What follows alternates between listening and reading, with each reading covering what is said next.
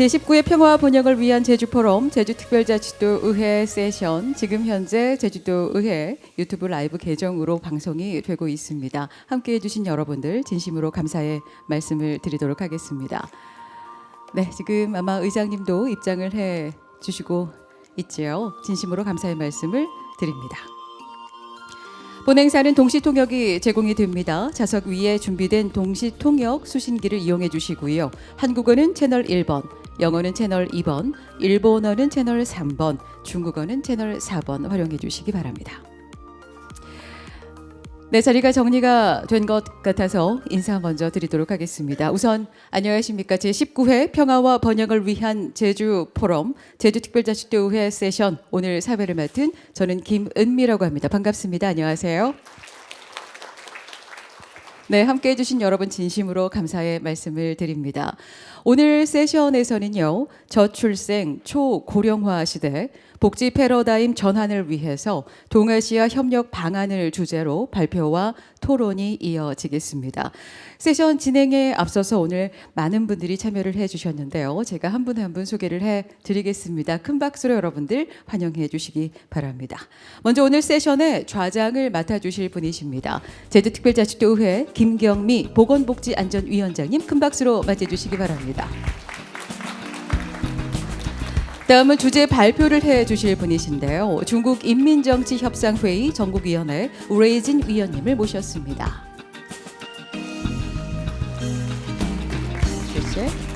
역시 주제 발표를 해주실 일본 통계수학연구소 오카 마유미 박사님이십니다. 오네가이시마스.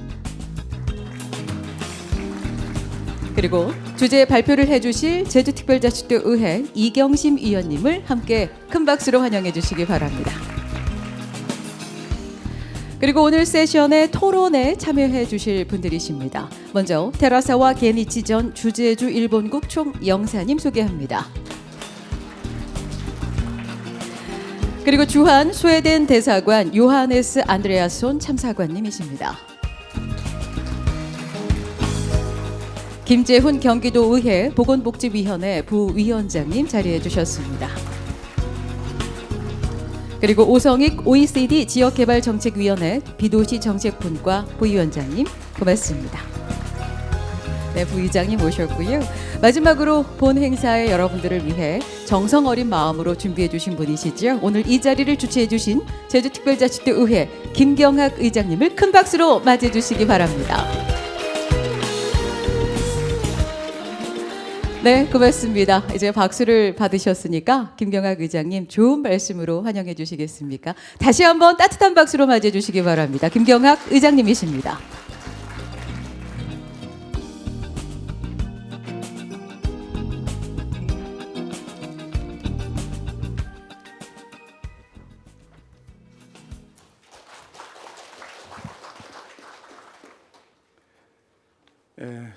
제주특별자치도의회 의장 김경학입니다. 존경하는 내외기빈 여러분, 제19회 평화와 번영을 위한 제주포럼 의회 세션에 오신 여러분을 진심으로 환영합니다.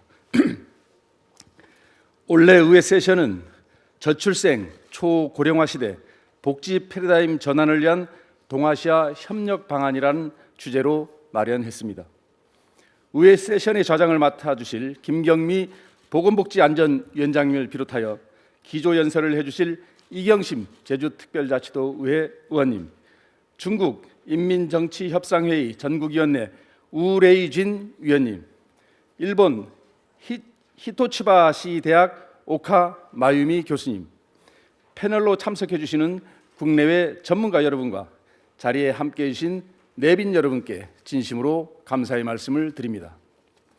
지난해 제주에서는 3,200여 명의 아이가 태어났습니다. 통계 작성 이래 가장 적었습니다. 작년 17개 시도의 합계 출산율이 전부 0명대였으며 우리나라 평균은 0.12로 OECD 국가 중 최저를 기록했습니다. 청년들은 일자리, 주택, 육아, 교육 등 복합적인 문제들로 인해 결혼을 미루거나 출산을 주저하고 있습니다. 이를 해결하기 위해 다양한 정책 지원과 예산을 투입하고 있지만 저출산 속도를 늦추는 데는 한계가 있습니다. 저출산은 우리나라뿐만 아니라 세계적인 현상으로 확산되고 있습니다. 더 이상 인구 감소가 가속화되기 전에 위기 고리를 끊어내고 반전의 발판을 만들어야 할 것입니다. 이번 의회 세션에서는 각국의 저출생 초고령화 현상을 분석하고 어떠한 접근과 대책이 필요한지 모색해 보려 합니다. 무엇보다 동아시아가 연대하여 공동으로 대응해 나가기 위한 글로벌 협력 체계를 논의하는 뜻깊은 시간이 되기를 기대합니다. 이번 의회 세션에서 저출산 극복을 위한 글로벌 협력의 모범 사례가 구축되어 지구촌의 미래를 밝히는 해법이 모색되기를 바랍니다. 함께해 주신 모든 분께 감사드리며 여러분 모두에게 행복과 평화가 가득하길 기원합니다. 감사합니다. 네, 이곳에 계신 모든 분들의 행복과 건강을 기원해 주셨습니다. 의장님, 마지막으로 우리 같이 기념 촬영을 해볼까 하거든요. 내려가시기 전에 세션 시작에 앞서서 주요 참석자분들 함께 기념 촬영을 진행하도록 하겠습니다. 우선 가운데로 와주시고요.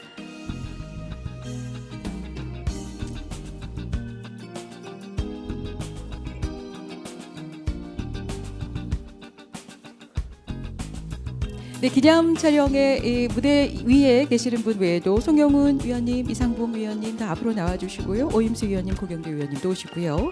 그리고 취동, 그리고 김미수, GITFA 이장님 다 함께 나와주시기 바랍니다. 네, 중국에서 오신 우혜진 위원님, GITFA 위원님, 취동 처장님도 함께 무대 위로 올라와 주시고요. 네, 기념 촬영이 마무리되는 대로 바로 세션 진행하도록 하겠습니다. 네, 저출생과 초고령화 시대 복지 패러다임 전환을 위한 동아시아 협력 방안을 위해서 한국뿐만이 아니라 일본 그리고 중국에서도 오셨습니다. 오늘 이 자리를 위해서 애써주실 텐데요. 큰 박수 여러분들께서는 부탁드리도록 하겠습니다. 화이팅 한번 외쳐야 되지 않을까요? 제가 한번 하나 둘 셋 하면 화이팅 외쳐주세요. 자, 하나 둘 셋 화이팅. 네, 감사합니다. 자, 이제 토론과 발표를 해주실 분들은 자리에 착석해 주시고요. 그리고 자리해 주시면 고맙겠습니다. 그럼 지금부터 여러분들 많이 기다리시고 계실 텐데요. 저출생 초고령화 시대 그리고 복지 패러다임 전환을 위한 동아시아 협력 방안을 주제로 지금부터는 김경미 좌장님께서 주재하에 세션을 진행하도록 하겠습니다. 좌장님 마이크 잡아주십시오.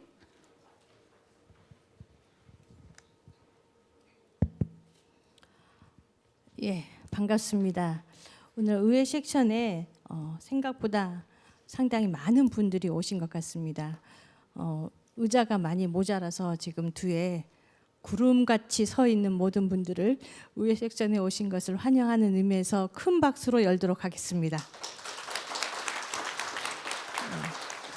네, 사회자님이 소개는 하셨는데요. 오늘 의회 섹션의 자장을 맡게 된 제주특별자치도의회 김경미 보건복지안전위의 위원장입니다. 인사드리겠습니다. 오늘 토론 주제는 저출생, 초고령화 시대, 복지 패러다임 전환을 위한 동아시아 협력 방안입니다. 현재 전 세계적으로 전례 없는 저출생, 초고령화, 특별히 자살률 증가 현상이 주요 선진국과 더불어 개발도상국에도 시차를 두고 확산되고 있습니다. 특히 한국은 평균 수명의 연장과 전대미문의 저출생 현상으로 2026년에는 전체 인구의 20% 이상이 고령 인구인 초고령 사회에 진입할 것으로 예상되고 있고 자살률 또한 OECD 회원국 중 1위를 차지할 정도로 사회적으로 큰 문제가 되고 있습니다. 이에 따라 저출생, 초고령화 및 자살률 증가 등 다양한 문제를 동아시아가 연대하여 공동으로 대응해 나갈 수 있도록 이번 의회 섹션에서 모범 사례를 공유하고 논의하는 시간을 갖도록 하겠습니다. 첫 번째 주제 발표의 문을 열어야겠는데 첫 번째는 상당히 좀 긴장될 수 있습니다. 그럼에도 여러분들의 큰 박수로 첫 번째 주제 발표를 열어가도록 하겠습니다. 이경심 제주특별자치위원회로부터 첫 번째 주저 발표가 있겠습니다. 이경심 의원님 발표 부탁드립니다. 고맙습니다.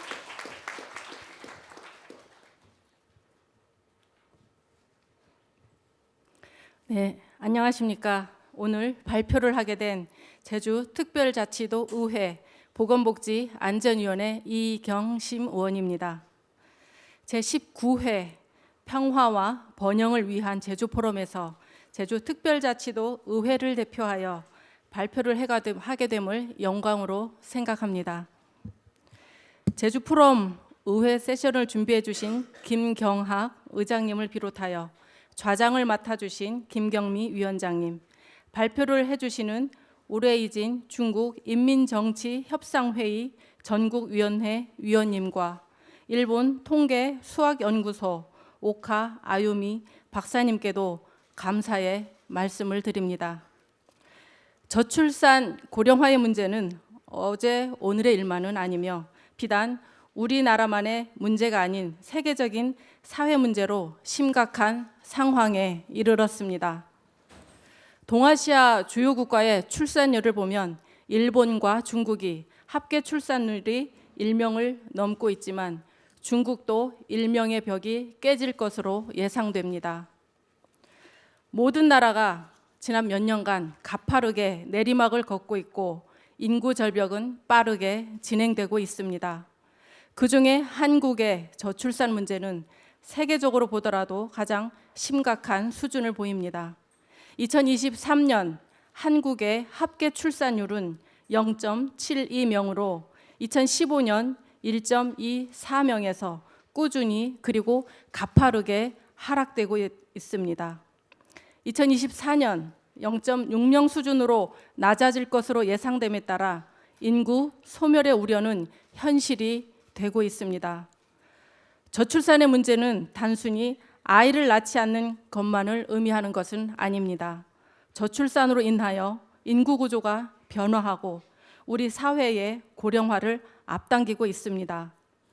통계청의 장래 인구 추계에 의하면 한국의 고령 인구 비중은 2025년 20%를 넘어 초고령 사회로 진입하고 2040년 40%까지 빠르게 증가할 것으로 예측하고 있습니다.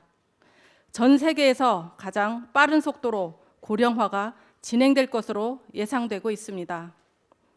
이와 함께 15세에서 64세 생산 연령 인구 비중은 2022년 70.5%에서 2042년 55.0%로 감소하고 65세 이상 고령 인구 비중은 같은 기간 17.8%에서 36.9%로 2배 이상 증가할 것으로 예상하고 있습니다. 이에 따라 생산 연령 인구 100명당 부양 인구의 비율을 의미하는 총 부양비는 2022년 40.8명에서 2040년 76.0명을 넘어서 2070년에는 116.8명으로 상승함으로써 젊은 세대의 부담은 지속적으로 증가할 것입니다. 생산 연령 인구는 감소하고 부양 인구는 증가함으로써 사회복지에 대한 부담감은 가중될 것입니다. 또한 노동력 부족으로 인하여 경제 발전에 부정적인 영향을 미칠 수밖에 없습니다. 이처럼 저출산이 지속되고 고령 인구가 증가함으로 인해 인구 구조는 빠르게 변화하고 있습니다. 가족의 해체, 사회적 유대감 감소에 따른 공동체의 분열, 1인 가구 증가로 인한 고립 등의 새로운 사회 문제는 지속적으로 발생할 것입니다. 이미 정부와 지자체에서는 저출산 고령화의 문제를 해결하기 위하여 다양한 정책을 개발하고 많은 예산을 투입하고 있습니다. 대한민국 국회 예산정책처 자료에 의하면 정부는 저출산 대응에 2006년부터 380조 원을 썼다고 하고 있으나 출산율의 하락은 더욱 심해지고 있습니다. 우리나라 청년들이 결혼과 출산을 망설이는 이유 중에 하나가 집값 상승과 밀접한 관계가 있습니다. 한국경제원이 2020년 발표한 주거 유형이 결혼과 출산에 미치는 영향 보고서에 따르면 자가거주보다 전세와 월세 거주 시 출산 가능성이 떨어진다는 결과가 나왔습니다. 전체 거주자의 첫째 출산 가능성은 자가거주자 대비 28.9%, 월세 거주자는 55.7% 낮아지는 것으로 조사되었습니다. 다음으로 여성의 경우 출산을 하는 순간부터 직장에서는 암묵적인 압박이 시작되고 직장과 육아를 함께 하는 것이 어렵기 때문에 경력 단절로 연결될 수밖에 없습니다. 결국 여성들은 경력과 출산의 사이에서 고민할 수밖에 없으며 트렌드에 민감하고 개인적 성향이 강한 소위 MZ세대의 특성과 맞물려 출산율은 점점 낮아질 수밖에 없습니다. 또한 공동체의 붕괴는 출산을 개인의 책임으로 전가하고 있습니다. 한 아이를 키우려면 온 마을이 필요하다는 아프리카 속담이 있습니다. 아이를 키우기 위해서는 부모의 정성과 힘만으로는 어려움이 클 수밖에 없습니다. 과거에는 이웃 사촌이라고 하는 표현할 정도로 마을 사람들과 육아의 어려움을 공유하고 해소했습니다. 아이의 양육을 마을이 함께 책임졌던 시절이었습니다. 하지만 공동체가 붕괴되는 이 시점에서 육아는 개인이 감당해야 할 문제라고 인식되고 누구의 도움을 받기 힘든 상황에서 출산은 낭비라는 인식이 커지고 있습니다. 정부와 지자체에서 출산에 따른 수당을 지급하는 현금성 지원을 확대하고 있지만 일시적 지원에 그치고 지속성과 효과성이 떨어지는 만큼 다시 한번 고민해 봐야 할 것입니다.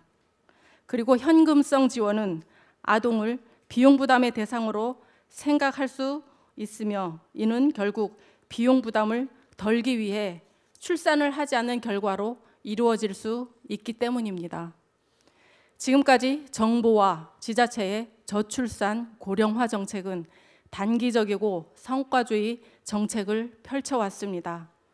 따라서 아동수당, 첫만남 이용권, 양육수당 등 당장의 비용의 부담을 줄여두는 단기적, 일시적 정책이 아닌 현금성 지원을 받지 않더라도 아이를 믿고 맡기고 함께 키울 수 있는 환경을 만들어줄 필요가 있다고 생각합니다. 또한 국가와 지방자치단체의 역할을 강화할 필요가 있습니다. 부모의 주택, 일자리, 경력 단절뿐만 아니라 아동의 양육, 교육, 돌봄의 복합적 문제가 해결되지 않는다면 저출산은 해결되지 않을 가능성이 큽니다.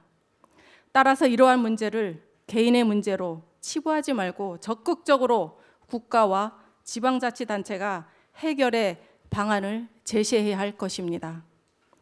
결국 저출산 고령화의 문제를 해결하기 위해서는 거시적으로 첫째, 공동체 회복 방안을 마련하고 둘째, 국가와 지방자치단체의 역할을 강화하며 저출산 고령화의 문제를 가족 구조의 변화, 인구 정책의 변화에 대응할 수 있는 통합적인 컨트롤 타워를 신설할 필요가 있다고 생각합니다. 오늘의 자리가 저출산 고령화에 대한 문제를 인식하고 현실적이고 적극적인 대안을 제시할 수 있는 자리가 되길 바랍니다. 제주 지역을 넘어 동아시아 인구 정책을 구상하는 데 큰 힘이 되길 바랍니다. 감사합니다.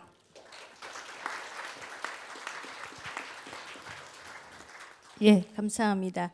한국의 현실을 통계 수치로 심각성에도 설명해 주시고 지속 가능한 저출산 고령화 시대 대응 방안에 대해서 발표해 주신 주제 발표를 해 주신 이경심 제주특별자치도 의원님께 다시 한번 큰 박수 부탁드립니다. 이어 중국 인민정치협상회의 전국위원회 루웨이진 위원님으로부터 두 번째 주제 발표가 있겠습니다. 루웨이진 위원님 발표 부탁드리겠습니다.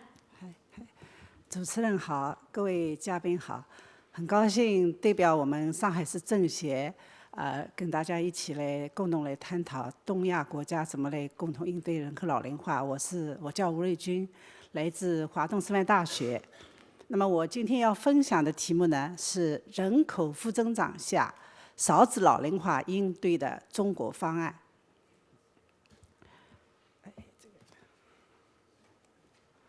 那么因为我们大家都知道，现在我们的时代啊，面临3个大的背景，一个是人工智能、信息技术的发展对社会经济产生了全方位的影响；第二个呢，就是全球的地缘政治的局势对全球经济带来了挑战与不确定性；还有新冠疫情的大流行，从根本上改变了全球健康和死亡率的这个格局啊，所以这个也对我们这个少子老龄化怎么来应对少子老龄化产生了非常大的这个影响。所以我就想从4个方面来谈一谈这个我们中国是怎么来具体应对，东亚国家之间怎么样互鉴与合作。首先简单介绍一下人口负增长背景下中国少子老龄化的一个现状。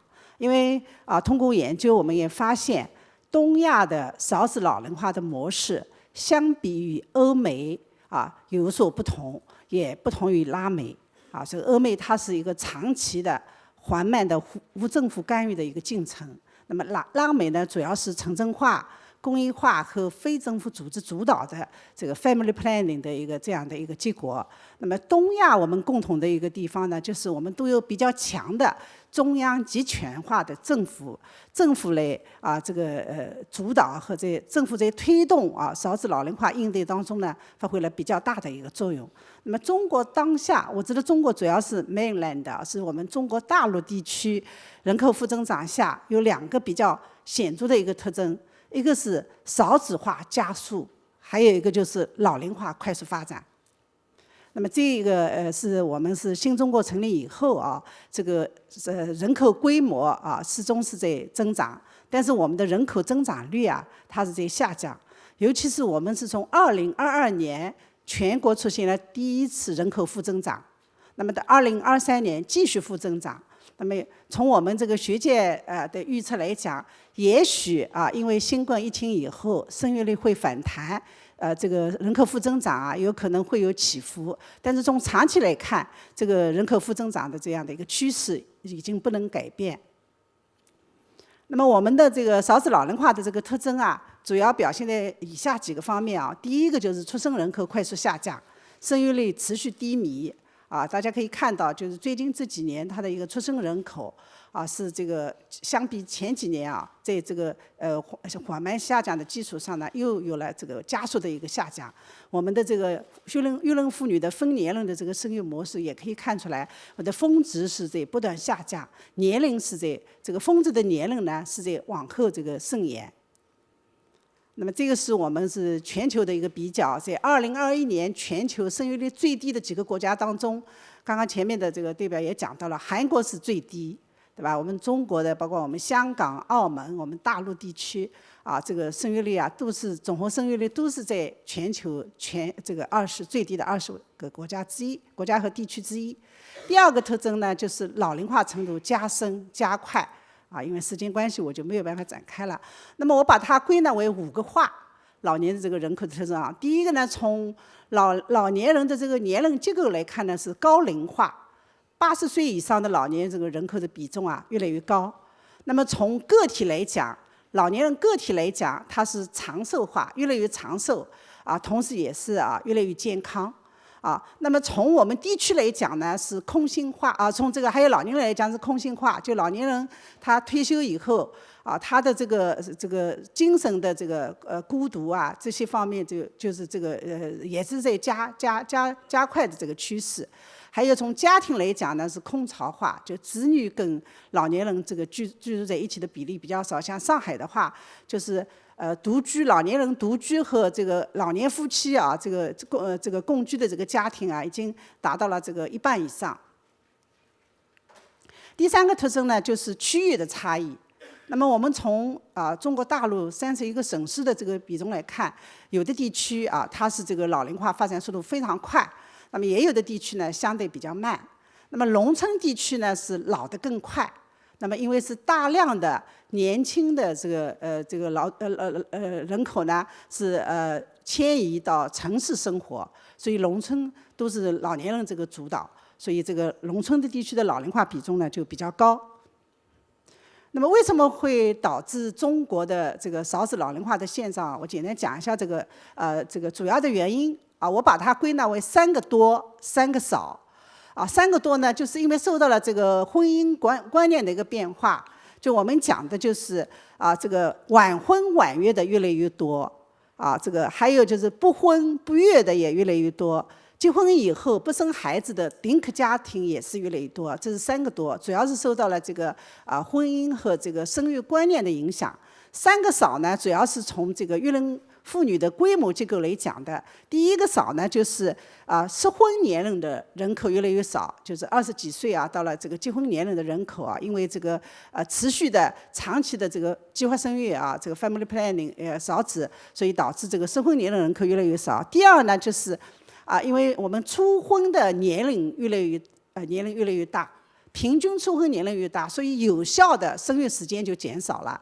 第3个呢，就是根据我们的人口普查，2010年第6次人口普查，2010年到2025年，这个25岁到29岁的育龄妇女数量要减少40%，这个也是一个导致这个出生人口下降的一个非常重要的一个原因。那么这个第2个就是教育对生育的双重影响一方面就是因为这个受教育程度提升，育龄妇女这个机会成本增加，还有就是说我们东亚共同的特征父母对子女的这个教育的期望值很高所以因为这个父母受教育程度高，对子女的这个教育的期望比较高，所以呢，他可能这个越来越重视子女的教育，但是我们的优质教育资源呢不够，这个是跟韩国也有同样的情况，所以导致的就因为这个教育焦虑影响到生育焦虑，导致这个生育意愿的下降。还有这个财政政策，这是我的一个博士生的今年的一个博士论文也是证明国家的财政政策对生育意愿、对生育也会整体上有很重要的影响。还有就是养育难的问题。那么主要的社会经济的影响一个就是人口的负增长跟中度的老龄化的进程叠加，加剧了社会保障的运转的困难。2018年以来，我们中国大陆地区的社会保障资金是每年是以这个8个点的速度增长，但是我们的财政支出每年是大概4个点所以这个相差要4个百分点还有就是这个人口负增长跟老龄化对各类这个社会保险产生了直接的影响，所以这个劳动年龄人口能够交纳养老保险的人的数量是在下降但是享受养老保险的人是在增加当然还有其他的一些问题。那么人口负增长背景下的少子老龄化也会导致创新力的不足我画了一张图这个是从3个方面一个是这个人口负增长强化了这个是因为市场规模缩小，所以强化了一个规模的效应。那么少子化呢使得这个创新的这个氛围受到影响，所以产生一个氛围的效应。老龄化有从2个角度，一个是就是影响这个人才的集聚同时这个财富的流动性也减弱，所以它是一个集聚效应和一个流动的效应。那么还有就是容易陷入这个低增长的陷阱这个日本就是一个比较这个好的一个典型的一个案例因为这个家庭的这个储蓄被削弱，对吧？需要更多的依靠政府所以减少了一些地方的这个支出等等。因为时间关系我不能展开了。那么主要的应对的思路这是我们国家层面非常重视出台了从2019年开始出台了相关的一个全国性的政策来应对少子老龄化，包括我们把积极应对人口老龄化上升为国家战略同时2021年开始呢，我们就放松了这个计划生育所以是从这个是有效构建生育支持政策的体系因为我们感觉到这个出生人口的下降不光是一个生育意愿下降的问题，它是跟这个很多人不婚不育，所以从婚嫁从这个养育包括我们这个教育这个政府这一系列的政策形成了一个系统的一个支持的体系同时也有一些具体的一些这个政策。那我个人呢，就是从我们中央召开的20大提出的教育、科技、人才三位一体的角度，我也建构了一个这个为政府这个提议建构了一个少子老龄化的一个应对的一个思路的框架。因为中国要实现这个现代化，那么这个是明确这个习近平明确提出人口高质量发展要支撑中国式现代化。同时，我们的教育强国、科技强国和我们的这个人才强国的3大战略，也是要推动这少子老龄化的劳动力减少的背景下，怎么样推动人口红利向人才红利的转型。同时我们积极应对老龄化呢，也是要推动从这个优化人口的年龄结构，推动人口的长期的均衡发展。所以从国家战略的视角，我个人觉得应该把教育、科技、人才三位一体来推动，来应对少子老龄化，包括我们社会保障的这样的一个推进。教育它可以促进生育，也可以释放这个人才的红利。科技呢，它可以通过 AI 技术的赋能通过创新驱动来推动这个养老科技智慧养老的一个发展。那么人才呢，在我们这个人口规模减少的情况下，这个人力资源的开发、人才的引领对我们推动这个养老事业的发展、养老产业的发展，跟我们应对老龄化也有非常重要的这个意义。那么具体的举措就是几个方面一个是发展高质量的教育，来释放人口以及人才的红利第二个呢，就是我们科技赋能，来助推老龄产业和智慧养老的服务包括 AI 赋能和创新驱动，都是跟老龄化有关。第三个呢，就是人才引领，来中国提出要发展新质生产力所谓新质生产力，就是创新和高质量这个劳动力和劳动工具和劳动对象的这个有效的组合，来提升劳动生产率最后就是我们要东亚国家之间的合作与借鉴。东亚国家共同应对少子老龄化，我个人觉得也可以从教育、科技、人才3个角度来展开。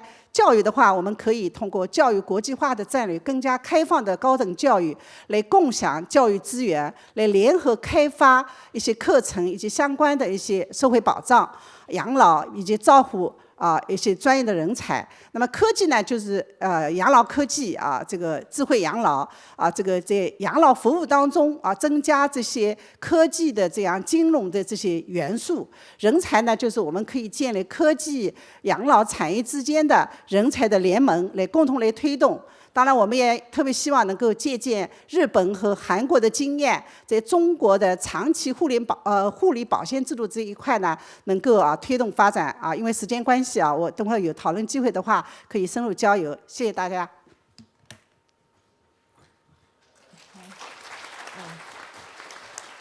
감사합니다. 주제 발표를 해주신 우리 류혜진 의원님 정말 감사합니다. 뜨거운 박수로 마무리할까요? 예. 이어서 일본 통계수학연구소 오카 마유미 박사님으로부터 3번째 주제 발표가 있겠습니다. 큰 박수 부탁드립니다.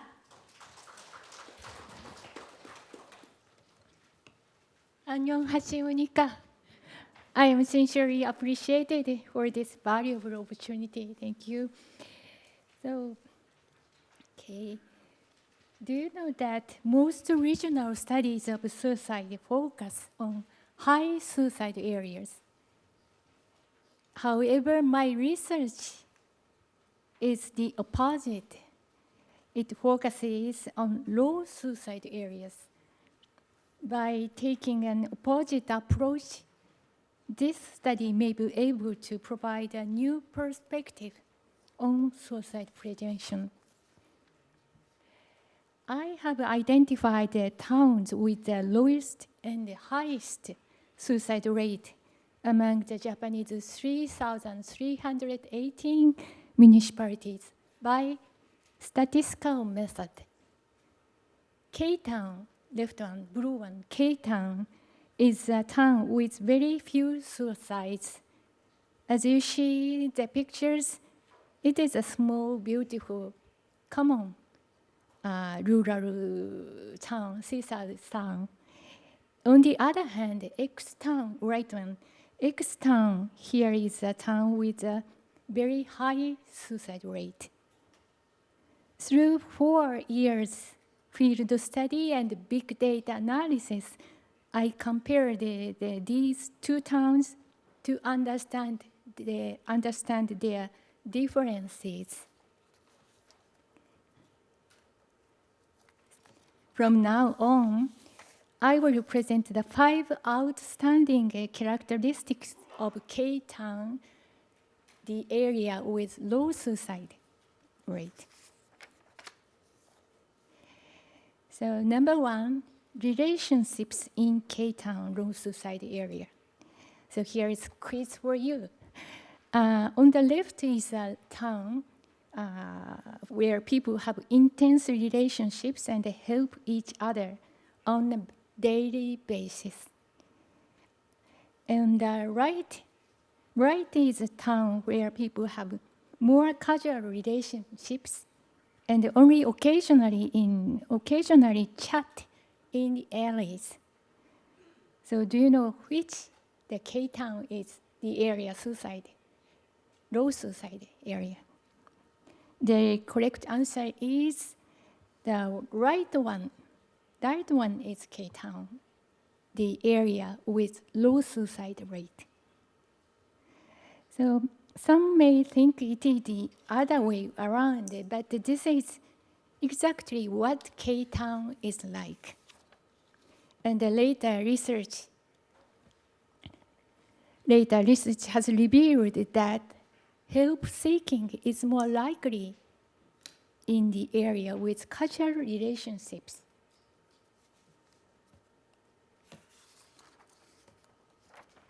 Number 2, the reason for K-Town's low fundraising.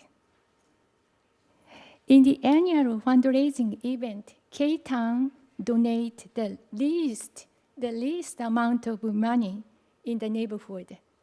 Do you know why? In the other towns, most residents donate almost the same amount of money. It is very highly cooperative. In contrast, in K-Town, some people donate and some people do not. People in K-Town dislike peer pressure. They hate peer pressure.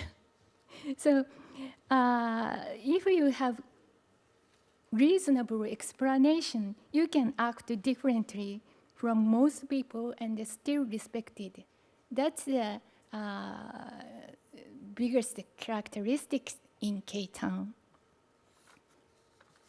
Number 3,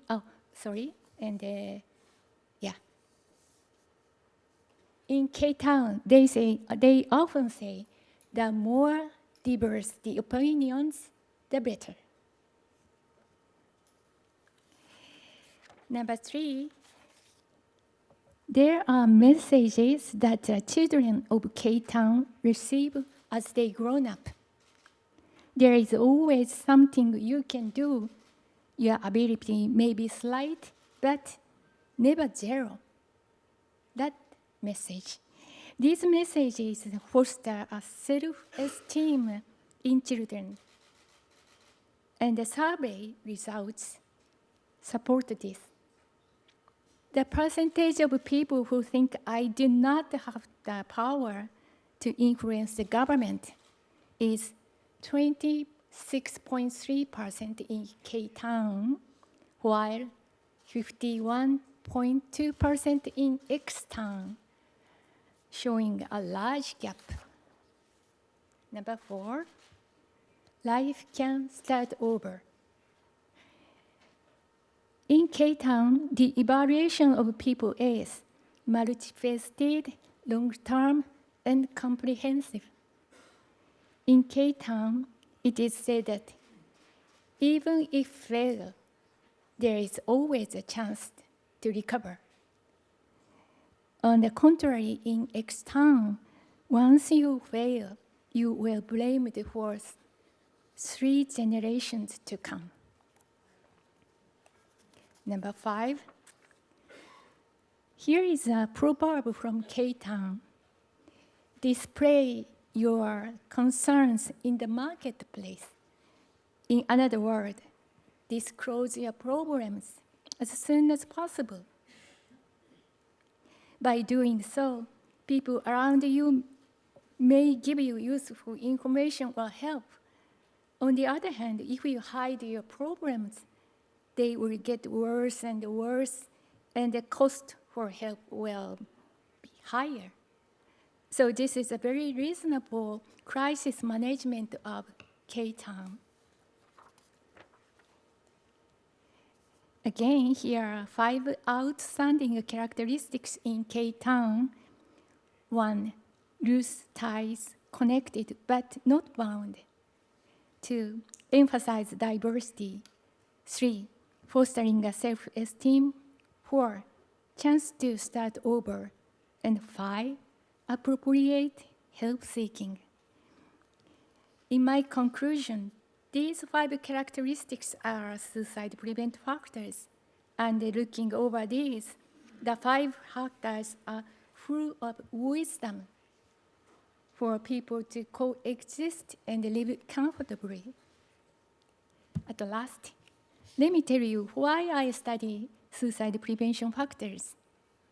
As you know, economy problem is one of the major risk factors for suicide. Also in Japan, when the economy worsens, suicide increases. And when the economy improves, suicide decreases. This has been repeated for decades. However, what we really want to achieve is the society in which suicides do not increase, even if the economy worsens. To overcome this situation, not only suicide risk factors, but also suicide prevention factors need to be studied. That is my contention. So the world is full of dangers such as disasters, economic crisis, pandemic, and war. But we also have the strength to overcome them in order to prepare the ability to live flexibly in unpredictable situations. I believe that suicide prevention factors should be important keys. 감사합니다. 예, 감사합니다. 옥감 아유미 박사님께서 자살 예방에 대한 새로운 관점에 대해 주제 발표하셨는데요. 전 개인적으로 자살 예방과 관련한 시장에 당신의 고민을 말하세요. 이 말이 좀 와닿는 것 같습니다. 그럼 이것으로 주제 발표 시간은 모두 마치고요. 토론의 시간을 갖도록 하겠습니다. 저출생, 초고령화, 자살률 증가 등 당면한 문제를 어떻게 대응해 나가야 할지, 그리고 모범 사례와 글로벌 협력 체계 구축 방안 등에 대해서 토론을 시작하겠는데요. 첫 번째 토론자로는요, 경기도의회 김재훈 보건복지위원회 부위원장님입니다. 경기도도 대한민국 전체에서는 가장 인구가 많고 활력이 넘치는 명실공히 대한민국의 정치, 경제, 산업의 중심지입니다. 하지만 경기도 역시 저출생, 초고령화 등 다양한 사회 문제에 직면해 있기 때문에 이러한 문제를 해결하기 위한 경기도의 정책과 사례 등에 대해서 소개해 주시면 감사하겠습니다. 우리 부위원장님께 큰 박수 부탁드립니다.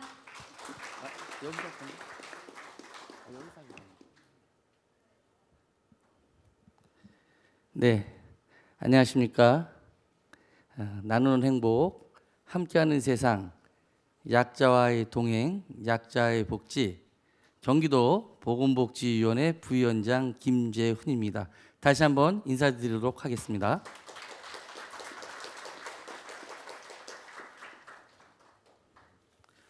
오늘 제주특별자치도의회에서 주관하는 제주포럼에서 저출생 고령화 시대 복지 패러다임 전환을 위한 동아시아의 협력 방안에 대해 토론하게 되어 매우 기쁩니다. 그리고 제주 포럼에서 이런 자리를 만들어 주신 제주특별자치도의회 김경학 의장님과 보건복지안전위원회 김경미 위원장님과 또 보건복지안전위원회 위원님들께도 감사를 드립니다.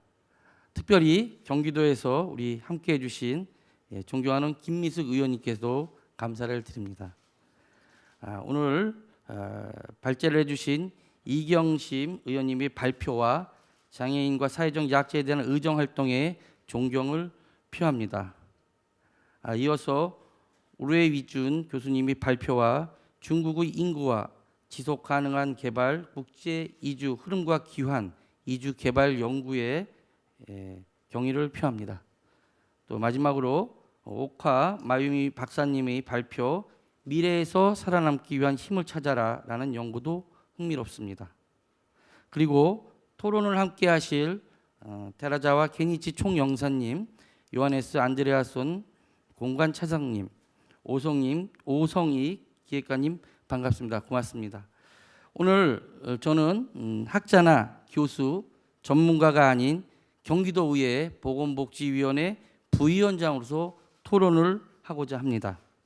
인구 1,400만 명의 경기도는 대한민국의 표본이자 가장 핵심의 자리에서 대한민국을 선도하고 있습니다. 대한민국의 저출생 고령화 문제가 사실 경기도의 큰 문제이기도 합니다. 이런 관점에서 문제 해결 방안에 대해서 말씀드리도록 하겠습니다. 우선 자료를 보시겠습니다. 자료를 보시면은 대한민국이 합계 출산율 부부 두 분이 결혼을 하셔가지고 0.78명, 경기도는 그거보다 조금 높은 0.84명입니다. 자, 또한 경기도 인구 증가 및 순유입 이유는 보시겠지만 2052년이 되면은 아직까지 경기도는 플러스 12만 명이란 인구는 증가해 있지만 우리나라 국가의 인구는 감소되어 있습니다. 그 이유는 안정적 직업을 경기도에서 있기 때문에 우리가 경기도가 지금 12만 명의 2052년도에도 인구가 증가하는 것으로 되어 있습니다. 자, 대한민국 노인 인구 비율이 20% 이상이 되는 것은 계속해서 지금 초고령 사회가 됐다는 것을 말씀해 주고 있습니다. 자, 앞선 발제자분들이 발표와 최근의 통계를 바탕으로 경기도의 대표적인 저출생 고령화 정책을 소개해 드리도록 하겠습니다. 우선 첫째로 가장 큰 특징은 인구 인지 예산과 인구 영향 평가 센터입니다. 예산 수립부터 인구 정책 관점을 반영하는 인구 인지 예산을 편성합니다. 인구 인지 예산은 저출생, 고령화 등 심각한 인구 문제의 해결을 위해 예산 수립 과정부터 인구 정책 관점을 반영하는 예산을 말합니다. 즉 성인지 예산을 남성과 여성이 평등하게 혜택을 받을 수 있도록 고려해서 편성하는 것과 비슷한 방식입니다. 인구 인지 예산을 위해 경기연구원은 경기도 인지 예산 및 정책 평가를 위한 연구를 하고 있으며 인구 인지 예산 편성 관련 지침을 지속적으로 업그레이드할 예정입니다. 이를 뒷받침하기 위해서 이런 정책을 강화하는 인구 인지 예산 지원 조례안 발의를 준비합니다. 이에 따라 경기도의회는 인구 인지 예산이 저출생, 고령 사회 문제 해결에 실질적인 도움이 되도록 각 상임위에서도 철저한 예산 심의가 수행되어야 할 것입니다. 그리고 인구 영향 평가 센터가 설치됩니다. 경기도 인구정책 기본조례에 명시한 인구 영향 평가를 진행하기 위하여 경기도 인구 영향 평가 조례에 인구 영향 평가 센터 설치를 명시하였습니다. 인구 영향 평가 센터는 인구 인지 예산으로 편성된 각종 사업 예산이 인구 정책 관점에서 타당한지를 판단하고 사업비 증감 필요성도 검토하게 됩니다. 그리고 인구 영향 평가 센터는 인구 정책과 직간접적으로 관련된 사업 예산을 분석할 예정입니다. 둘째, 경기도의회는 우선 지난 2008년에 제정된 경기도 저출생 고령사회 대응과 지속 발전을 위한 조례를 근거로 지속적으로 저출생 고령화 문제를 해결하기 위해서 노력하고 있습니다. 여기에서는 저출산 고령사회 대책에 관한 중요한 사항을 심의 의결하기 위하여 경기도 인구정책조정위원회를 설치하도록 했습니다. 그리고 우선 저출생 대책을 위한 조례의 내용은 결혼 지원, 임신, 출산, 양육 지원, 출산 장려 기금, 다자녀 가정 지원, 가족 친화, 사회 환경 조성에 힘쓰고 있습니다. 고령화 대책은 고용과 소득 지원, 건강 증진, 생활 환경과 안전 보장, 여가 사회활동 장려, 고령 친화 산업 육성 등에 힘쓰고 있습니다. 이런 노력과 정책이 많이 있지만 가장 중요한 것은 저출생 고령화에 대한 심각성을 인식하고 경기도민이 체감적으로 느낄 수 있는 정책을 만드는 것입니다. 이상으로 제 토론을 마치도록 하겠습니다. 경청해 주셔서 감사합니다. 예, 감사합니다. 경기도 의회에서 하고 있는 인구 인지 예산, 인구 역량 평가 이 부분에 대해서는 우리 제주도도 좀 발빠르게 함께 벤치마킹 할 필요성이 있다라는 걸 느꼈습니다. 경기도 의회 김재훈 보건복지위원회 부위원장님께 뜨거운 감사의 박수 부탁드립니다. 예, 다음 토론할 땐 부담 갖지 말고 앉아서 하셔도 됩니다. 예, 다음 토론자는 OECD 지역개발정책위원회 비도시정책분과 오성희 부의장입니다. 오성희 부의장님은 OECD 지역정책위원회 비도시정책분과에서 고령화 등 인구 구조 변화에 대응한 정책을 논의하고 있는 것으로 알고 있습니다. 오늘 주제와 관련한 다양한 사례와 대응 방안에 대해서 토론을 부탁드립니다. 박수 부탁드립니다. 안녕하십니까. 저는 국토부에서 일하고 있고요. OECD 지역개발정책위원회 분과의 부의장을 맡고 있습니다. 그러면서 이제 정기적으로 파리를 다녀오게 되는데 파리에 가면 이제 부러운 모습이 그 아침 출근 시간쯤에 우리 같으면 이제 찡그린 모습의 많은 직장인들이 지하철에서 확 나오는 그런 모습을 상상하게 되는데 파리의 경우에는 자녀들을 손에 손 잡고 직접 학교로 데려가고 있는 부모들, 그게 모든 부모들이 다 그렇게 하는 게 참 그 보기가 좋고 부러움이 있었는데 사실 그런 게 예전에 우리가 이제 저출산 고민하기 전에 어느 시점에서는 프랑스가 저출산으로 고생하고 있다 뭐 이런 얘기를 많이 들었던 것 같은데 지금은 상황이 역전된 것 같습니다. 그러한 배경에는 프랑스가 우리보다 훨씬 많은 가족과 관련된 데 그 예산 투자도 있었던 뭐 그거를 우리와 비교했을 때 2배 이상의 예산을 가족 예산으로 투자하고 있다는 그런 게 얘기된다고 합니다. 반면에 우리의 상황은 보면 뭐 아시겠지만 이제 0.7대로 합계 출산율이 내려갔고 제주도는 그래도 0.84 그거를 다행이라고 해야 할지 모르겠는데 아무튼 그런 상황입니다. 이렇게 오게 된 상황 중에 하나는 어쩌면 중국하고 우리하고 좀 비슷한 이유 중에 하나일 텐데 정부가 적극적으로 자녀를 덜 가지면 좋다. 마치 자녀를 많이 가지면 원시인 취급했던 시절이 있었습니다. 그 잔재가 뭐가 있냐면 지금도 이렇게 가족이 이렇게 가족의 모습을 담은 동상들을 보면 한 명의 자녀만 안고 있습니다. 2자녀 이런 거 다 없습니다. 심지어 예전 청와대 앞에 동상도 보면 애 하나 또는 애 없이 남성 여성 손잡고 있는 그런 모습.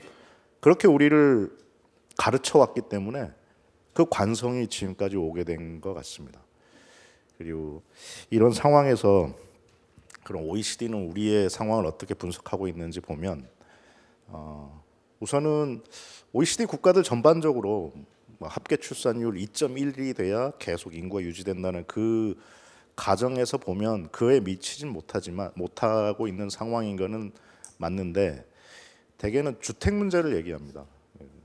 주택이 너무 비싸고 또 누군가에 얹혀 살게 되면 이제 아무래도 자녀를 갖는데 또는 생활하는데 한계가 있으니까 그 주택 문제를 주된 원인으로 얘기하는데 저희도 뭐 비슷할 거는 같습니다. 다만 우리나라의 경우에는 이제 주택 문제가 생길 때 타국가와 달리 신속하게 서울 인근에 신도시를 개발해서 거기에 좀 이렇게 디센트한 가격에 그 주택을 공급해서 그 압력을 완화했던 게 있긴 합니다만 주택 문제는 OECD 국가들의 공통적인 저출산의 원인으로 지적되고 있습니다. 그거 이외에 이제 우리나라 또는 동아시아의 지적 이게 상황에서 특이하게 보이는 거는 워라벨이 여전히 부족하다는 겁니다. 그 워라벨의 정의가 또 어떻게 될지 모르겠. 또 서양하고 다른 것 같은데 서양의 워라벨은 그 라이프를 가족과 같이 하는 이런 정의를 한다면 저희는 회사를 떠나면 라이프라고 생각합니다. 그래서 동료들하고 옛날 선배들하고 저녁에 집에 안 들어가고 술 먹는 거를 라이프라고 생각하는데 유럽의 관점에서 그건 라이프가 아닙니다. 그냥 워크가 계속되는 그런 거니까 결국 가족과 같이 하는 시간이 매우 적은. 그래서 저도 사실 그 부분에 대해서는 참 할 말이 없습니다. 예. 근데 그렇게 되는 이유 중에 하나는 물론 뭐 조직에서 못한 얘기를 하는 뭐 그런 것도 있겠지만 우리 한중일이 공유하고 있는 이제 유교 문화에서 입신양명을 절대 가치로 우리가 배워온 남녀를 떠나서 배워온 그 입신양명의 가치가 혹시 우리를 그렇게 유도하고 있는 게 아닌가. 가족 수신제가 치국평천하라고 해서 가족은 제어한다고 하지 가족과 즐겁게 뭐를 한다 뭐 이런 게 없죠. 가족은 잘 뭐 관리한다 이 정도로 생각하지 가족이 잘 되게 하기 위해서 내가 뭐를 더 할까 뭐 이런 식의 거를 유학에서 우리한테 직접적인 내용을 얘기하지는 않았던 것 같습니다. 맹모가 있긴 합니다만.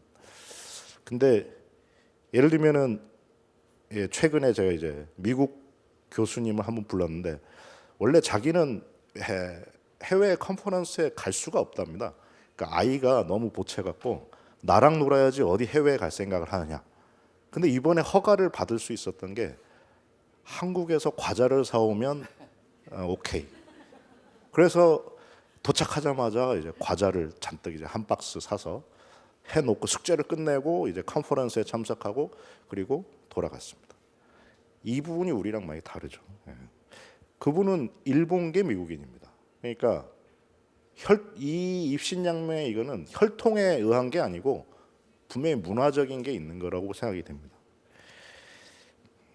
그리고 우리 입신양명과 관련해서 이제 투자라고 하면 결국 이제 사교육비 관련인 것 같고 그 부분이 이제 워낙에 큰 부분으로 다가오고 그게 큰 이제 재정적 경제적인 부담으로 이제 부모의 어깨를 이제 무겁게 하니까 아무래도 많은 자녀를 가졌을 때 아니 하나 낳아서 잘 키우자 옛날 그 모토가 진짜 그렇게 되는 거죠. 이거는 제가 미국에서 유학 시절에 근처에 제 아들 유치원 다닐 때 같은 유치원에 다니는 중국 아이가 있었는데 그 저는 부모가 한 자녀를 가진 게 중국 정부의 정책에 따라서 그러려니 생각했는데 얘기를 하다 보니까 그 둘 이상 그거 어떻게 힘들어서 어떻게 키우냐 우리하고 비슷한 생각을 하더라고요. 그런 거 보면 참 이 동아시아가 그런 건 또 공유하고 있습니다. 그와 함께 특이하게 요즘 나타나고 있는 현상은 아이를 갖고 키우는 거와 행복에 대한 생각이 괴리되기 시작한다는 겁니다. 특히 젊은 층을 중심으로 그런 게 나타나고 식당 중에는 노키즈 레스토랑이 나오고 그에 대해서 정부는 특별히 조치를 안 하죠. 뭐 직업 선택의 자유인지 모르겠는데 아무튼 그런 상황이 벌어지고 있는 것도 좀 문제인 것 같습니다. 이런 상황에서 오늘 이런 세션이 열리고 여기 이렇게 저는 제주 포럼에서 이렇게 많은 분들이 모인 세션이 있을 줄은 생각 못했는데 그렇게 된 이유가 지금 심각하게 우리가 생각하고 있는데 근데 이 상황에 대해서 성함을 말씀드릴 암직한 인구학자분은 우린 끝났다. 더 해봐야 할 거 없다. 뭐 이런 수로. 왜냐하면 가임 여성에 해당하는 그 나이대의 여성분들, 요거는 이렇게 오해하지 마시고요. 아무튼 그 숫자가 이미 너무 많이 줄어서 거의 포기한다라는 솔직하게 그렇게 말씀하시는데 그럴 건 아니라고 생각하고요. 그 부분에서 우선은 여지가 있는 부분이 우리가 많은 정부 예산이 투자됐다고 하지만 사실 그게 직접 저출생과 직접 관련성 있는 예산인지를 한번 뜯어봐야 합니다. 그리고 저출생을 극복하기 위해서 그 해당되는 어떤 계층들하고 직접적으로 그 디맨드를 확인해보고 만든 예산인도 그 체크해볼 필요가 있습니다. 다행히도 최근에 이제 난임 시술의 경우에는 되게 현실적으로 중앙지원은 9회고 제주도의 경우에는 그러니까 아이를 가졌을 때까지 최대한 도와주기 위해서 만드는 그런 획기적인 걸 했던데 그런 거야말로 이제 제대로 된 저출생 정책이 이제 실현되는 것 같습니다. 제가 한 10년 전쯤에 10년 아니에요, 한 5년 그쯤에 기재부분들 만나면 했던 얘기가 왜 전기차를 한 대 1,000만 원 주면서 난임 부부한테는 그렇게 인색하냐고. 그래도 다행히 금년 오늘 현재의 난임 이제 시술 지원비는 좀 많이 현실화된 것 같습니다. 다행인 것 같고요. 그러한 거를 좀 더 이제 빨리 자각하고 좀 더 체계적으로 해나간다면 그래도 2.1까지는 아니겠지만 조금 더 나아지지 않을까 하는 생각입니다. 다만 이 과정에서 또는 이제 우리를 약간 느슨하게 만드는 상상 중에 하나는 통일되면 나아진다는 생각이 있습니다. 근데 지금 북쪽 지역도 2.1 안 됩니다. 그래갖고 애 많이 낳으면 상 주고 그런 걸 다시 부활해갖고 하는 상황이기 때문에 그런 그 상상을 갖고 우리가 안 해도 되려니 이런 건 저는 맞지 않다고 생각하고요. 그건 그대로 나중의 일이고 나중에 있을 수 있는 그냥 상상으로 가고 지금 현재는 우리의 현실을 자각하고 지금 난임 시술에 대해서 현실적으로 대응했듯이 체계적으로 좀 나가면 좋을 것 같습니다. 이거와 함께 지금 되게 체계적이고 되게 그 큰 흐름의 변화일 수는 있는데 OECD에서 권고하는 거는 사교육비 문제를 어떻게든 좀 개선해야 하지 않느냐 이거 하고 조직 문화 9시부터 6시까지 굳이 있게 할 필요 없이 얼마 전에 EBS의 프로에서 보듯이 10시부터 4시까지 집중 근무를 해서 열심히 일하게 똑같은 생산성을 유지하고 나머지 그 앞뒤 시간은 아이들과 좀 더 시간을 가질 수 있도록 물론 이 남은 시간을 또 이제 식사하는 데 쓰면 안 될 것 같은데 그렇게 좀 큰 사회적인 변혁을 우리가 좀 고민하지 않으면 이 저출생의 문제는 개선이 쉽지는 않을 것 같습니다. 아무튼 이와 관련해서 우리 모두가 합심해서 노력해 갔으면 하는 바람입니다. 감사합니다. 네, 부의장님 감사합니다. 그 부의장님이 여러 가지 대안들을 말씀하셨는데요. 저는 여기서 플로우가 보이거든요. 가장 그 미소를 많이 띈 대안 중에 10시부터 4시 집중 근무였습니다. 네, 그만큼 근데 그 이후에 웨라벨은 우리랑 또 인식이 다른 거 가족과 함께 웨라벨이라는 거 꼭 기억해 주시기 바랍니다. 획기적인 변화가 필요하다는 말씀이었습니다. 예, 감사의 말씀을 드리겠습니다. 다음 토론자는 데라사와 게이치 전 주재국 일본군 총영사님입니다. 데라사와 게이치 전 총영사님께서는 2015년부터 2018년까지 3년간 총영사로 계시면서 제주를 잘 이해하고 제주와 일본의 가교 역할을 해주셨던 분입니다. 현재는 일본에서 사회복지사로서 정신보건복지사 활동을 활발히 하고 있으며 자살 문제 해결을 위해 많은 노력을 하고 계신 것으로 알고 있습니다. 오늘은 자살에 이르는 과정과 예방에 대해서 설명 부탁드리겠습니다. 큰 박수로 환영해 주십시오. 김경희 위원장님 소개해 주셔서 대단히 고맙습니다. 김경학 의장님 비롯한 여러분 대단히 고맙습니다. 감사합니다. 한국과 일본에서는 낮은 출생률 때문에 인구가 줄어들 뿐만 아니라 자살로도 인해 많은 사람들을 잃고 있습니다. 저는 낮은 출생률과 높은 자살률은 서로 관계가 있고 둘 다 단순히 개인의 경제적인 여유가 없다는 이유뿐만 아니라 살기 어려운 사회 그 자체에 기인하는 현상이라고 생각합니다.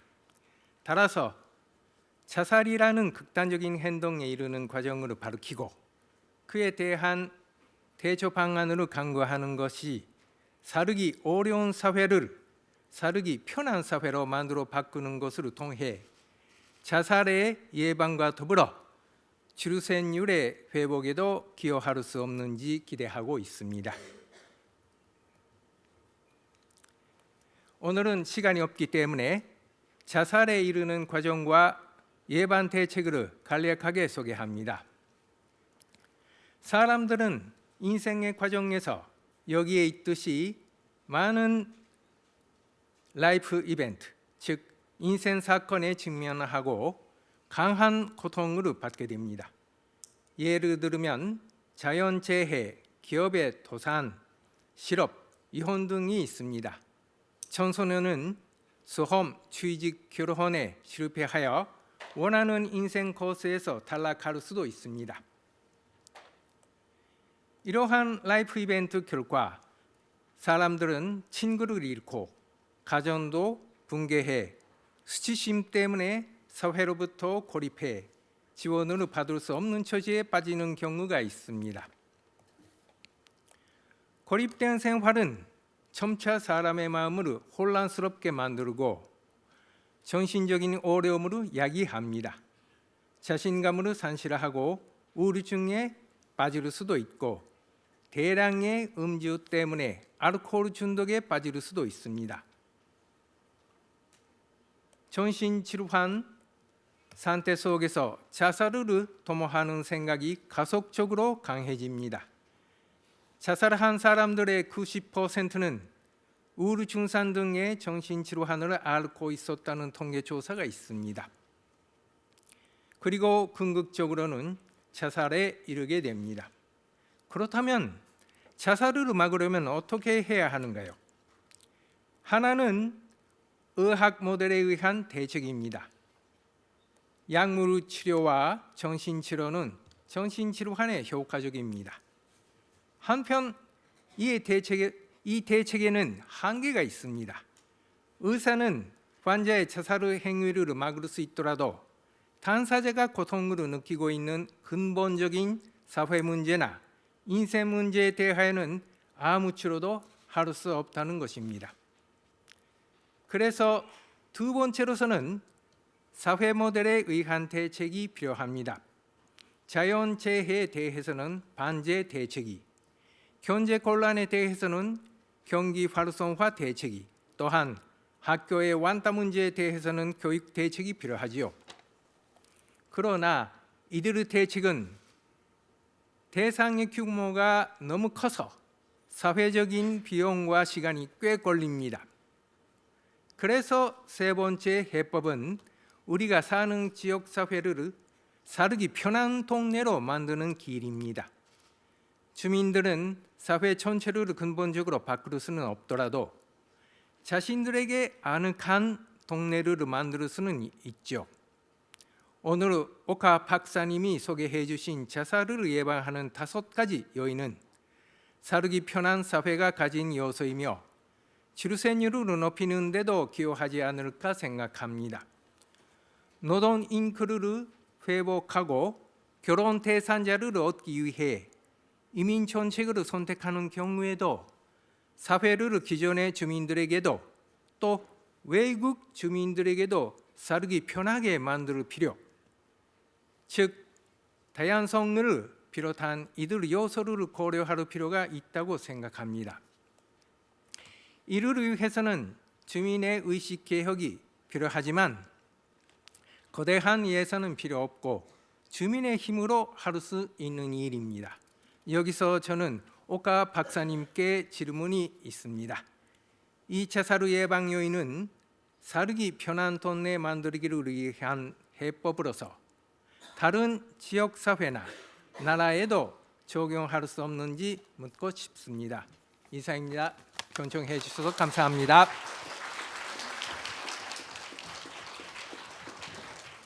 예, 감사합니다.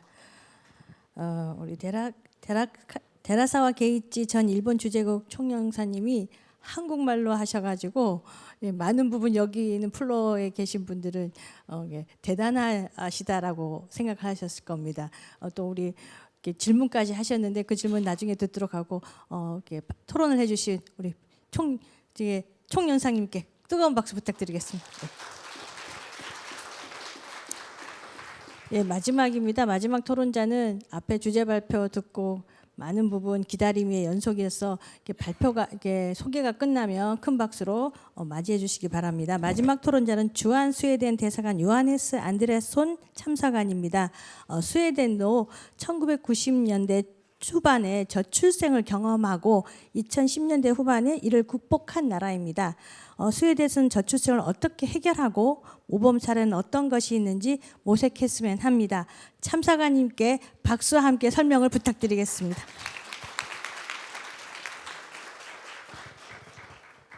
안녕하십니까. 스웨덴 대사관 요하네스입니다. I will not speak more in Korean.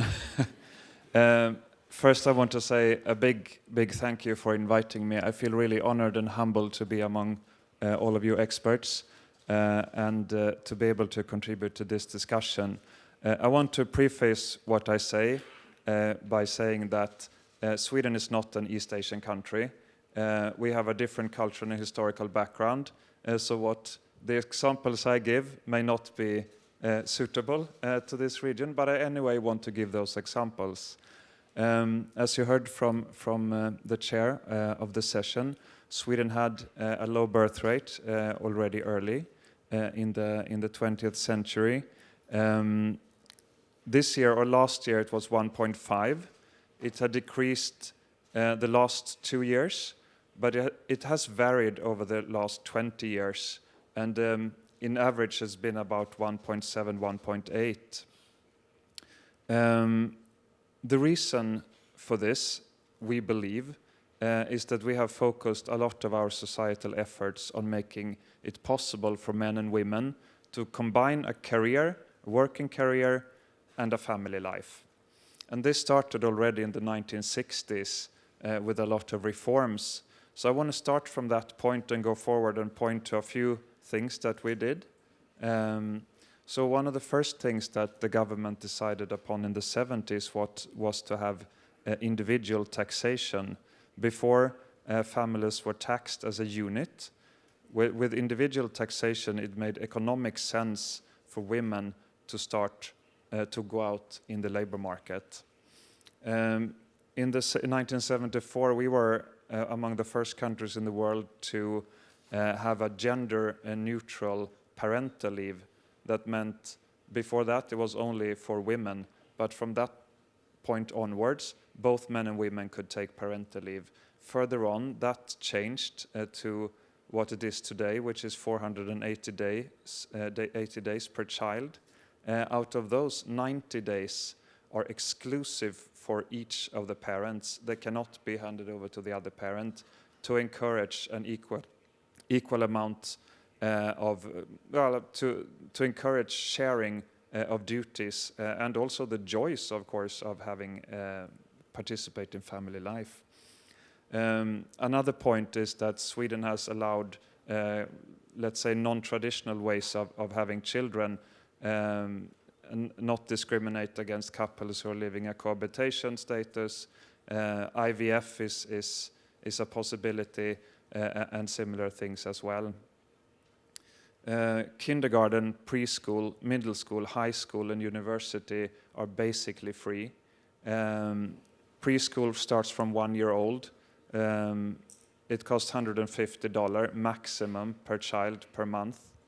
This is to make sure that parents can work and have a child at the same time. Municipalities are obliged to provide preschool from the age when the kid is 1 year old for the amount of time needed by the parents, required by the parents' work. But basically that is 8 hours per day and kind of 40 hours a week, which is the normal work week in Sweden. Then it was the case in Sweden at the time that when women, mostly who went home for parental leave, they got kind of discriminated at the workplace. When they came back, perhaps they got a worse position, they got a worse office, they lagged behind in salaries, in career promotion track. In the early 1980s, there was a law on equality and anti-discrimination which we instated to make sure this does not happen.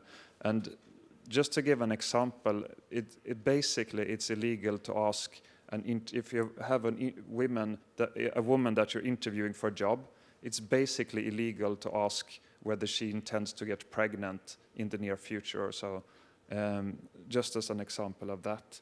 And all of these things together has kind of changed the values. So part of it is the values changed, which pushed these laws forward, and the laws themselves made it so that the values changed towards a more equal kind of society.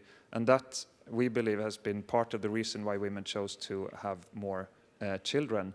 They have increased economic independence for women. Before, they were to a large extent dependent on the husband. Basically, women then get more life choices by providing parental leave and also child care from the state. Women can feel economically secure in that they will have that they can have more children, and then it's a lot of things to do yet. When you look at the number of hours worked unpaid in the household, women do much more still, but it's getting more and more equal.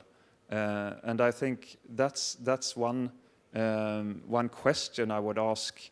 If you want to challenge yourself in creating a society with more children, I want to pose that question to, I think, mostly the young men in the room. Are you prepared to do 50% of household chores? 50% of the laundry, 50% of the cleaning, 50% of the cooking, 50% of the child caring. Are you prepared to do that? Because that may be required. And as employers, are you ready to allow your best workers, male or female, to go home after the workday, not work in the weekend, and maybe only sometimes go out for that beer that my colleague talked about? All these reforms as a combination has also had a positive economic effect in that we have quite a high labor participation rate by women. It's about 80%, which is comparatively high. Now, the last 2 years, birth rates have gone down in Sweden. That's concerning, of course. We think it may have be related to higher interest rates, meaning higher living costs and housing prices as well, which have been mentioned before. COVID, of course, but also another factor which is concerning for when you decide upon whether you want to have children or not. One factor that you take into account is that, do you believe that the future will be better for your children than for yourself? And what is your personal outlook on the future? I saw a poll quite recently that in a lot of developed countries, many people think that the children will have it worse than they themselves have. And that's a concerning part, which is perhaps much more difficult to change, but it's something also to consider. Thank you very much for inviting me, and thank you for letting me be part of this panel. 감사합니다. 네, 요하네스 안드레아손 참사관님 감사합니다. 우리 제주도 의회가 스웨덴에 공무 연수를 갔는데요. 거기서 깜짝 놀랐던 그 스웨덴이 가장 추구하는 정책의 방향은 여성과 남성이 일할 수 있는 가장 쾌적한 환경에서 일할 수 있는 환경을 만든다가 가장 정책의 방향의 큰 모습이었습니다. 그리고 또 하나 놀랐던 건 유아차를 끌고 가는 가족 단위가 상당히 많은 걸 보면서 이게 스웨덴이 왜 어떠한 모범 사례로 이렇게 됐는지를 오늘 요하네스 안드레스 참사관님의 말씀을 들으면서 더더욱 그때 그 장면들이 떠오릅니다. 이것으로 지정 토론을 끝내고 자유 토론의 시간을 갖도록 하겠습니다. 자장으로서의 가장 어려운 게 지정 토론은 어렵지 않습니다. 자유 토론이 상당히 어려운데요. 그럼에도 불구하고 테라사와 게니치 일본 주재주 총영사관님 저의 숙제를 해결해 주셨습니다. 오카 마유미 교수님께 질문을 미리 들으셨어요. 예, 그래서 우리 총영사님의 그 질문에 우리 오카 마유미 교수님께서 대답을 좀 해주셔서 자유토론을 진행하도록 하겠습니다. はい、ありがとうございます。先ほど質問していただいたことについて、その K タウンという K 町というところのに私が見つけたこの自殺予防因子というものを他の町にも普及させたり定着させたりすることができるのだろうかということに関しては、今私はそれを一生懸命研究しているところです。で、可能性は十分あると考えています。で、2つの大きく分けて2つのアプローチがあって、一つはですね、やはり子どものからどういうふうに育てるかっていうこと、これが非常に重要だということが分かっていましたので、この同じ町において、子どもたちの追跡調査をやっています。小学校から始まって中1、中3というように同じ子どもをずっと追跡調査します。そうすると子どもの幼い頃にこういうことがあったり、こういう性格だったり、周りにこんな大人がいたら将来例えば心の健康があんまり良くない子どもになるとか、そういうことが分かるということが分かってきまして、例えば一つだけ申し上げますとですね、子どもの心の健康にとても害を与えることは何かっていうのが、何千人ものアンケートの調査の結果分かってきてるんですが、それは、保守的な、先ほど、ヨハネスさんもお話になったこととも関係しているかもしれませんが、保守的な男女役割感を持っている大人が周囲に多いと、子どもは、心の健康を損ないやすいという結果が出ています。で、これはどの地域でやってもどんなふうに年齢を変えても同じ結果が出ます。不登校の子どもが増えたり、心の健康を失ったり、そういうことが起きると。ですので、これが分かったので、どんどん大人の人に報告していくわけですね。で、例えば男のくせにとか女のくせにとかっていうようなことをあまり悪気もなく言ってる人が多い。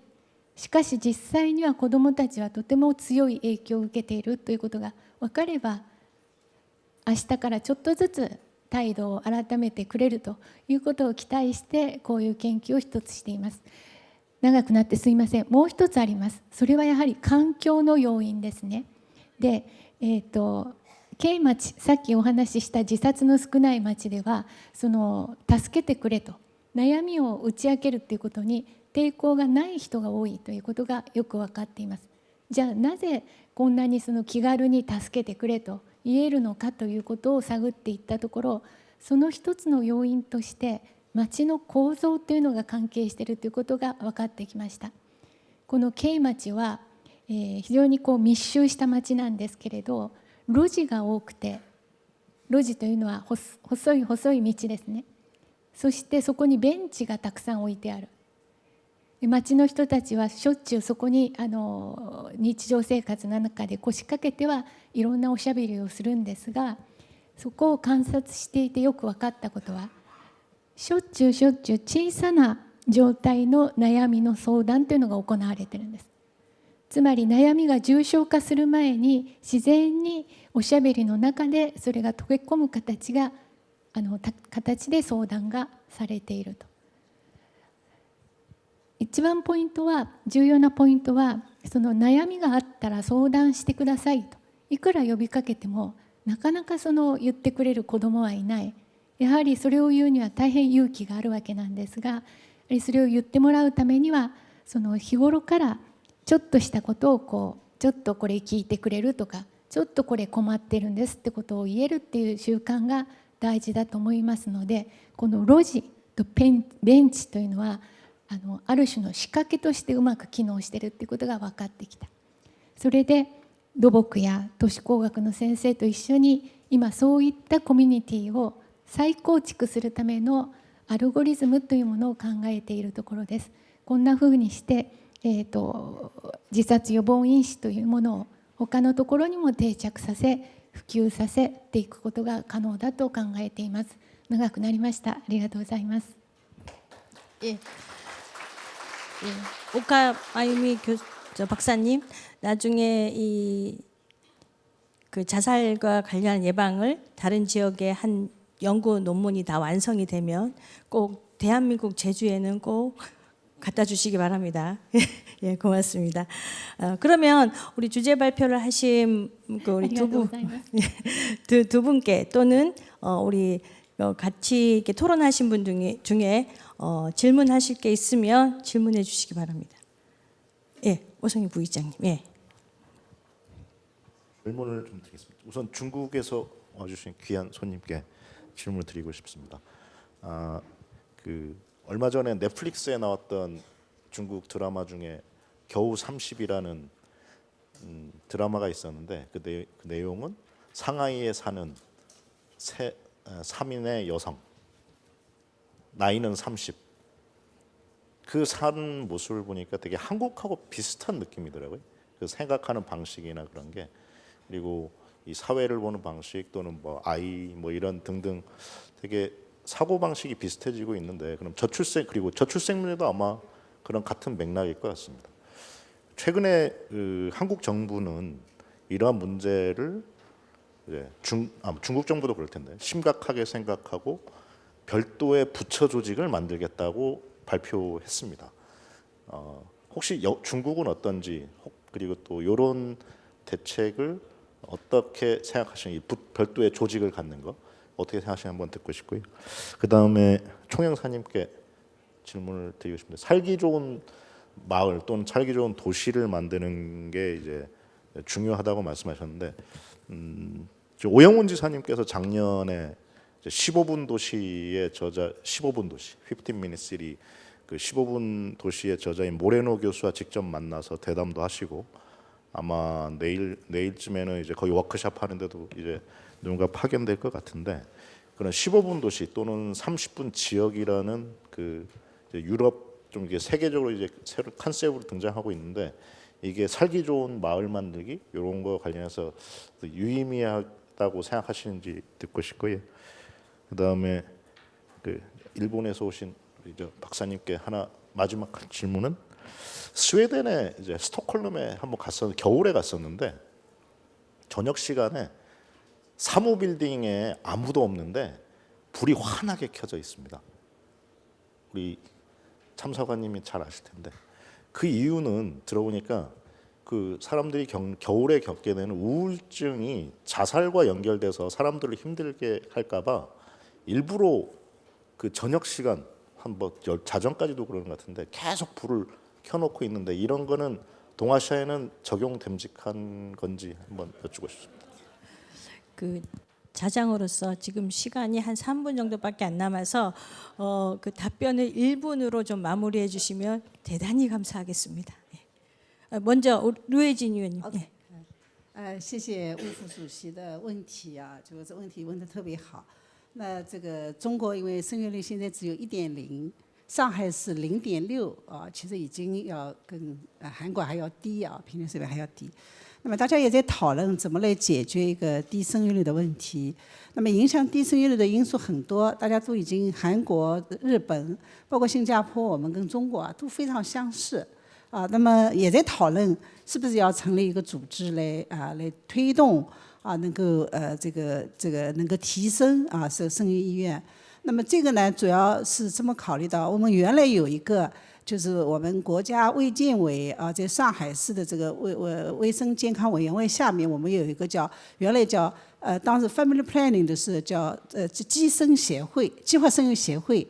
那现在可能的大家的一个设想呢，是要把这个计划生育协会给名字，改成啊这个生育这个家庭的这个促进的这一方面，有这样的考虑，但是现在还没有正式实施，好吧？就回到这。 예, 감사합니다. 데라가서 게니치 전 총영사님. 질문 감사합니다. 예, 그 흔히들 제가 아직도 그 15분 그 도시 읽어본 적이 없어서 간단히 제가 그 답변할 수 없습니다만 이런 이야기가 있습니다. 흔히들 그 언론들은 그 큰 도시 사회에 희박한 인간관계가 사람들을 고독하게 쫓아내고 저출산율과 그 고자살률을 초래하기 때문에 지역 주민의 유대 관계의 중요성을 강조합니다. 그런 의미에서 15분 도시라는 의미가 지역 주민의 유대 관계를 그 중요성으로 강조하신다면 그 맞는 이야기라고 생각합니다. 그렇지만 저는 여기서 하나 지적을 하고 싶은 것은 말이죠. 지역 주민의 유대 관계는 도시든 시골이든 그 형태에 따라서는 사람을 살리기도 하고 죽이기도 한다고 합니다. 중요한 것은 단순한 유대 관계라는 것도 중요합니다만 그 형태가 오히려 중요하다고 생각합니다.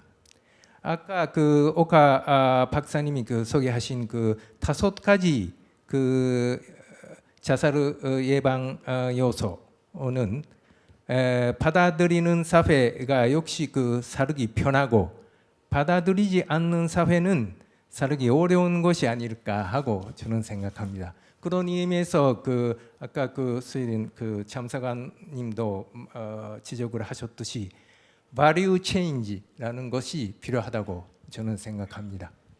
예, 감사합니다. 마지막으로 오카마유미 박사님. 예. ありがとうございます。自然環境というのがその自殺率と関係があるというのは、研究が進んでいまして、私自身もやっています。ただその自然環境との関係というのはですね、例えば険しい山間部であったり、大変雪が降る寒いところに自殺率が高い傾向があるんですが、天気が直接人の心に関係するのではなく、そこに住む人たちが何世代も何世代も厳しい自然環境で非常に我慢強くなったり、簡単には弱音を吐かないとか、そういったとても美しい行為なんですが、そういったところが定着していくと、本当に問題を抱えた時になかなか他の人が知ることができないということが自殺率につながっていると、間接的に天気は関係していると、直接には関係してないということが分かってきています。あまりお答えになっていないかもしれませんが、はい、そのようなことをやっています。 예, 감사합니다. 예.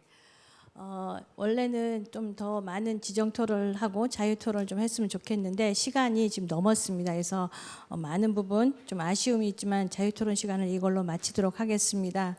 오늘 의회가 주최 주관하고 있는 저출생 고령과 관련한 부분의 아젠다로 주제 발표와 토론을 하게 된 의미는 많은 부분 대한민국의 문제이기도 하고 제주의 문제이기도 하고 동아시아의 문제이기 때문에 그러한 대응 협력 방안을 어떻게 하고 정치를 만들고 정책을 만드는 의회에서 선도적으로 좀 해보겠다는 의지가 담긴 토론회였습니다. 오늘 동아시아 각국의 상황과 대응 방안 그리고 스웨덴의 모범 사례를 듣게 되어 매우 고무적인 토론이 아니었나 생각이 듭니다. 특별히 동아시아 국가들이 빠른 속도로 저출생과 초고령화 사회로 진입하고 있어 이를 해결하기 위해서 기존의 복지 패러다임을 전환하고 새로운 시대에 맞는 효율적이고 지속 가능한 복지 시스템을 구축해야 한다는데 모두 공감하는 시간이었을 거라고 봅니다. 이런 의지를 가진 김경학 의장님이 앞으로 많은 부분 제주도 의회의 의원들과 더불어서 제주도의 저출생 고령화뿐만 아니라 초고령화뿐만 아니라 대한민국도 선도적으로 제주도가 이끄는 그러한 역사를 만들도록 하겠습니다. 오늘 경청해 주시고 함께해 주신 모든 분 고맙습니다. 네, 감사합니다. 발표와 토론에 참석해 주신 모든 분들께도 다시 한번 큰 박수 부탁드리고요. 순조롭게 또 진행을 잘 해주신 시각까지 또 적절하게 맞춰주셨습니다. 우리 좌장님께도 다시 한번 여러분들 따뜻한 박수 부탁드리도록 하겠습니다. 네, 지금까지 제19회 평화와 번영을 위한 제주포럼 제주특별자치도 의회 세션이었습니다. 저출생, 초고령화 시대 복지 패러다임 전환을 위한 동아시아 협력 방안을 주제로 발표와 토론을 진행했습니다. 다시 한번 큰 박수로 본 세션 마무리하도록 하겠습니다. 함께해 주신 여러분 진심으로 고맙습니다.